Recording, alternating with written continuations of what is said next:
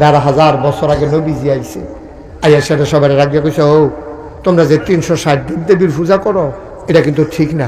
৩৬০ দেবদেবীর পূজা করলে সর্বনাশ হয়ে যাবে, কারণ এই মূর্তিরা না খাইতে পারে, না কথা কইতে পারে, না তোমার কোনো উপকার করতে পারে।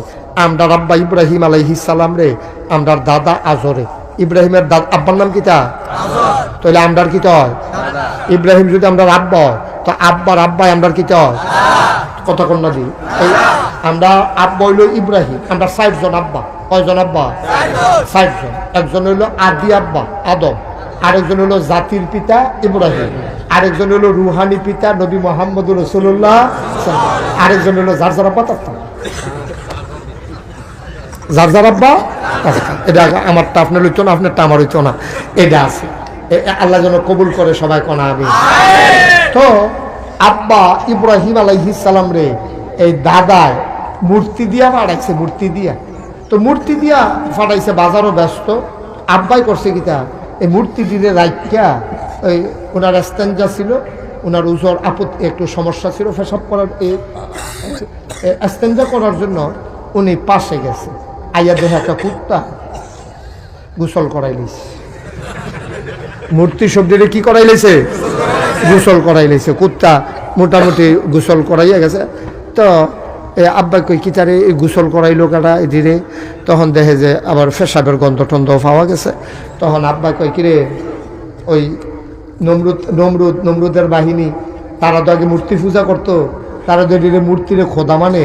তো আমরা আব্বাই জিগাইতে আছে খোদারে, ওই মূর্তি ধীরে জিগাইতে কি পেশাবের সময় কই আসলাম, যখন কুত্তায় পেশাব করে তখন কই আসলাম, কুত্তার পেশাব থামাইতে পারো না, তোমরা যে কি উপকার করবা এটা আমার বুঝ হয়েছে।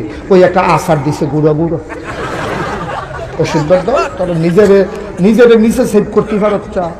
হ্যাঁ, কুত্তায় পেশাব করে যাই একটা দৌড়ান দিতে পারত চা, তারপরে আমরার উপকার করবা এটা বুঝ হয়েছে। কই আচার দিছে ভাঙ্গা দিছে, বুড়া মুড়া কইরা আন্না সেরা দিছে দাদার কাছে।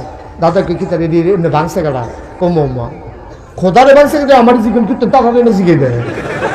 কয়দিকে কথা কইতে পারে, কত যদি কথা কইতে পারে না এটি খোদা মানুষ ঘুরতে না দিদি না সুবহানাল্লাহ। বেড়া যাইতে একটা আব্বা পাইছিলাম রে আমরা, বাপটা তো আসিল বেড়া যাইতা। আমরা এনে হইছি বাঘের গড় হিয়ালের সা। সেই দিন এই কংসনগর বাজার কুত্তায় খোকন দিছে, একটা ফাল দেখে পানি ফুলে গেছে। ও শিখবো নাউজুবিল্লাহ কও, ফিরে কন নাউজুবিল্লাহ। এই আকল আল্লাহ আমদারে দিছো, আকল দিছে পরে যারা এই আকলটারে দুনিয়াত কাজে লাগাইছে আল্লাহ তাবারক ওয়া তাআলা তাদের ব্যাপারে তৎকালীন আমলে ওরা আনুল কারিমে আয়াত নাজিল করে দিছে। আমরা কি আয়াতটা হয়েছিল সেদিন? রাদিয়াল্লাহু আনহুম ওয়া রাদু আনহু, তাদের ব্যাপারে আল্লাহ খুশি, আল্লাহর ব্যাপারে তারা খুশি। এদিকে আড়াইরি আবু বকর, ওমর, উসমান, আলী, তালহা, জুবায়ের, আব্দুর রহমান ইবনে আউফ, সাদ ইবনে রাবিয়া, আব্দুল্লাহ ইবনে আব্বাস, আব্দুল্লাহ ইবনে মাসউদ, আব্দুর রহমান ইবনে আবু বকর। সুবহানাল্লাহ। বাংলাদেশে ফিস সাপ দেখতে দেখতে আমি অতিষ্ঠ। আমি এই ফিস সাপ আর দেখতাম চাই না। আমি সারা বাংলাদেশও দেখছি কিতা করে ফিস সাপ গিয়ে বইয়া থাকে, হগিন নেবে দিয়ে না টেহা দেয়, রিক্সাওয়ালার না টেহা দেয়, ফিস সাপে বইয়া বইয়া খায়। বইয়া রয়েছে একজন, মনে হয় ৪-৫ জন, ঠিক নেই? আমি কইছি এই ফিস সাপ আমি হইতাম চাই না। দাদা কয় তোমার এই ফিস সাপ বানাইতামও চাই না।